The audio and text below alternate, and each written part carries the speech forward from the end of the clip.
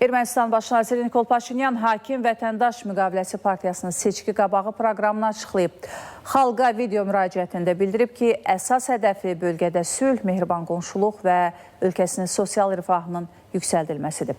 Paşinyan bir daha bəyan edib, Azərbaycanla sülhə mane olan bütün əngəllərin aradan qaldırılması əsas məqsədlərdəndir.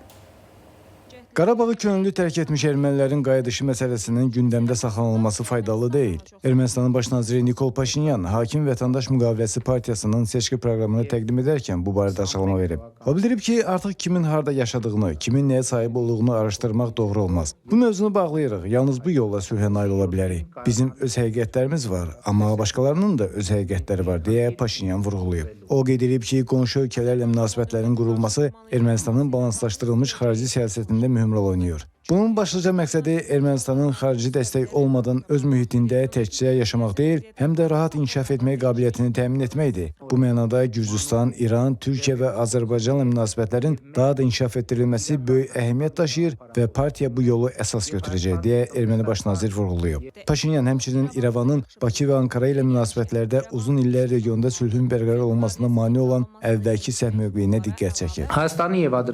Azərbaycan və Türkiyə ilə münasibətlərimizdə biz həmişə üçüncü ölkələr vasitəsilə hərəkət edirdik. Yəni bəyanat və planlarımızın 90%-ni və ya daha çoxunu üçüncü ölkələr vasitəsilə müzakirə edirdik. Kiminləsə üçüncü tərəf vasitəsilə ünsiyyət qurduğumuz zaman üçüncü tərəfin sizin mesajlarınızı ünvana düzgün çatdırdığına və öz mesajlarını ötürərkən düzgün davrandığına heç vaxt əmin ola bilməzsiniz. Çünki üçüncü tərəfin öz ideyaları, öz maraqları, öz təsəvvürləri ola bilər. Məhz buna görə də regionumuzda uzun illər sülh bərqərar olmurdu. Biz mövqeyimizi dəyişdik və bəyan etdik ki, əgər Türkiyə və Azərbaycanla danışacaq mövzularımız varsa, ki şübhəsiz var. Onda niyə danışmayaq? Çünki mesajımızın ünvana çatacağının və dəqiq cavab alacağımızın yeganə zəmanəti budur.